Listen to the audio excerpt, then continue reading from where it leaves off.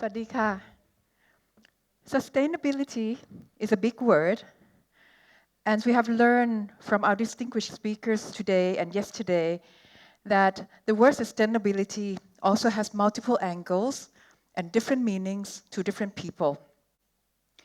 In the corporate world where I came from, when we talk about sustainability, we may think about the concept of triple balance of economic, social, and environmental impacts. And oftentimes, discussions will lead to the mentioning of CSR, or corporate social responsibility as well. While sustainability is an aim, a goal, and a desired result, CSR is a mindset and an action. Its key question revolves around what responsibilities do we have to our stakeholders? What can we do to help our society and the environment around us? CSR focuses on actions and projects, with the corporation and its employees being the main drivers of these actions. But neither sustainability nor CSR talk about how to get to sustainability, how to help our society and environment move into a better state, even how to make our initiatives and efforts yield lasting results. During the past 2 days, I've met many of us who have decided to go it alone as entrepreneurs to try to make the changes. And some, like Kun Korn this morning, has a great courage to admit that he's not sure how his effort in helping the farmers will be able to sustain. So today I would like to discuss exactly this. It's all about the how, and the notion that I'd like to propose for your consideration is called social collaboration. First, I don't claim to be an expert on this, since I'm also new to it. But it is something that is appealing enough to me, personally, to the extent that I decided to seriously get involved and invest my time and energy in it. Collaboration is not a new concept, but what do I mean by social collaboration? It is not a project, as I said, it's a way of doing things. It's the how. And as the name suggests, the heart of social collaboration is to collaborate. However, this is not just about bringing a few parties to work together, but it is about bringing the whole society to work on a specific, tangible social issue. You may ask, how can this be possible? To collaborate as a whole society? I would say that it is possible if we define the society to be a unit that is small enough. Society that we talk about can be at community level, at a village level, or a provincial level. But why should corporations care about social collaboration at all? Why should we not leave this to the role of civil societies or NGOs? In my view, social collaboration is the only way that will ensure that any developmental initiative, any CSR initiative, or even any public policy initiative can create long-lasting impact. It is the only way to create alignment and commitment among various parties and make any solution stick, so to speak. I believe that any corporation that has invested time and money into CSR initiatives would love to see that their solutions and their effort not go to waste. So let me talk a little bit about the social collaboration effort that I'm currently involved in. As I said, social collaboration needs to have a goal that is related to the society, to social issues. Let me tell you a little bit about our goal, about what we are trying to solve for. It is simple enough. It's called household income of the rural communities. Some of us in the audience are probably aware that 11% of Thailand's population, or roughly about 7 million people, currently live below our national poverty line. And the majority of these 7 million people actually live in the rural areas. And by the way, how low is the so-called poverty line? It is 1,586 baht per month to be exact, or roughly $45 per month. This is a very low bar indeed, considering that a single night stay in this hotel can easily cost twice as much. Another way to look at this issue is to look at the household debt level that is on this slide. From this graph, you can see that on the nationwide level, it takes an average household about 8 years to pay down their debt.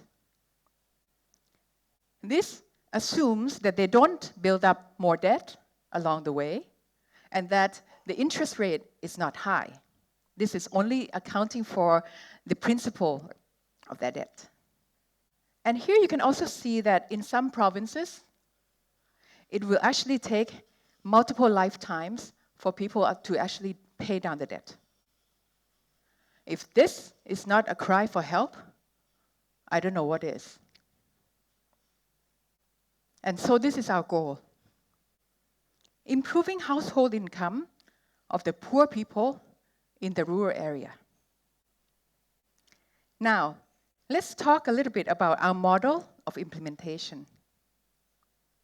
Our method of social collaboration is to pull in everyone in the society. We counted, and we said there are 5 groups of us in the society. First, the people. Second, the civil society, or the NGOs. The government sector, the businessmen, and the academia. I would say that any one of us in this room would fall into one of these 5 groups. By uniting and collaborating across all these 5 groups, with the creation of a common purpose, we hope to bring down the limitation that each group currently faces in solving poverty issue. For example, the government has state power, manpower, budget, but the government may not have the know-how in marketing and business management to help out rural entrepreneurs. Meanwhile, the civil societies have clear mission and principles, but they may not be the expert in implementation. The academia may have technological knowledge, but may not have easy access to the public, and so on. Earlier this year, we have launched this social collaboration effort, to which we named Pracharat Raksa Makhi Social Enterprise. The word Pracharat Raksa Makhi is a part of our national anthem, and it means state of the people with love and unity. To achieve our common goal of increasing household income in the rural areas, we set out to work on 3 basic economic activities: agriculture, light manufacturing or value-added products, and community tourism. We are currently setting up our team in every province, with one at the national level where I work. We aim to work with tiny entrepreneurs in the communities on all sorts of issues across the value chain, be it securing raw materials, to marketing, to general management issues. We will be acting as consultants, advisors, and matchmakers to improve the performance and grow community businesses. We will not be middlemen or traders. Our advice to the rural entrepreneurs and communities will be based on the philosophy of sufficiency economy as the foundation, in order to ensure that sustainable impact will be created in the communities. Our entities are formed as companies to ensure that our effort will last beyond any certain government regime. However, our companies will not pay any dividend and will only use revenue to create social benefits. We will also ensure the equality among the participants from all the sectors. So far, we have already set up more than 50 companies in more than 50 provinces, and several of our companies are starting to produce first results. As I mentioned earlier, I'm not an expert on social design or organizational behavior. I am just a believer in this concept, which is a brainchild of Kun Thapana Sirivathanaphakdi, the CEO of Thai Beverage.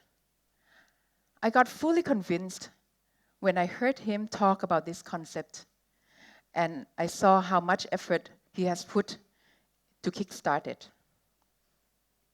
And that's how I got involved.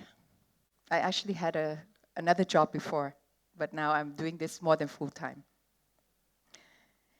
When we mentioned our social collaboration concept and Pracharat Raksamakhi to Dr. Peter Senge, who is a major figure in organizational development in the US, he actually got quite intrigued.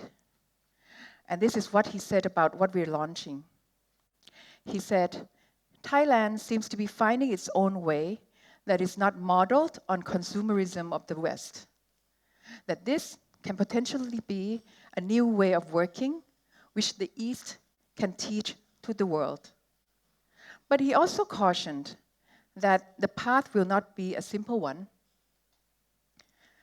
It's probably like a river that is not going to be a straight line. It will move around, and we'll have to have patience, and we have to help get people to see the issue that they really care about. Given the immense scale of what we are trying to solve for, the rural poverty, we don't really know if we can solve it all. But the idea of collaborating as a whole society to solve our own issues is a convincing one, for me personally at least. And I hope it's convincing for some of you in the audience. I also believe that just the journey of social collaboration itself is worth as much, if not more, than the actual results. Any society with clear alignment and strong teaming from all sectors will definitely be a sustainable one. It will be able to adapt itself to all the challenges and will have high immunity to any adversity. Let me end this session with a quote from Henry Ford, who, as some of you may know, was actually a peace activist during the First World War. He said, "Coming together is a beginning, staying together is progress, and working together is success." Thank you.